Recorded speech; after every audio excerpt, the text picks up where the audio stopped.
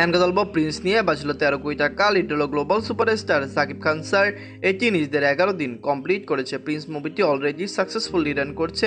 আপনারা সবাই জানেন সাকিব খান স্যারের প্রিন্সকে কিন্তু প্রথমে অনেক জায়গা থেকে নেগেটিভ রিভিউ দেওয়া হয়েছে, পেইডভাবেও নেগেটিভ রিভিউ দেওয়া হয়েছে, অনেকে টাকা দিয়েও এই মুভির নেগেটিভিটি ছড়িয়েছে। কিন্তু তারপরও প্রিন্স কিন্তু দমে নেই। প্রিন্স ভালো কালেকশন করছে, সাকসেসফুলি রান করছে পুরো ওয়ার্ল্ড মার্কেটে। দর্শকরা সাপোর্ট করলে লাইফ টাইমে এটির কালেকশন ইজিলি বক্স অফিসে 30 কোটি টাকা প্লাস হয়ে যাবে। নিজের 11 দিনে বাংলাদেশের বক্স অফিস থেকে আয় করেছে 90 লক্ষ টাকা। টোটাল এটির কালেকশন 18 কোটি 88 লক্ষ টাকা।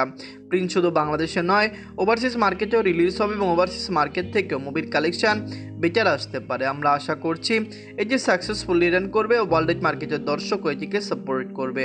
আপনারা কমেন্ট করে জানিয়ে দিন সাকিব খান স্যার অভিনীত প্রিন্স মুভিটি কেমন লাগলো, লং টাইমে এটি কত টাকা আয় করতে পারে, এটি কি পারবে বাংলাদেশের বক্স অফিসে আরও দারুণ কালেকশন করতে, সাকসেসফুলি রান করতে।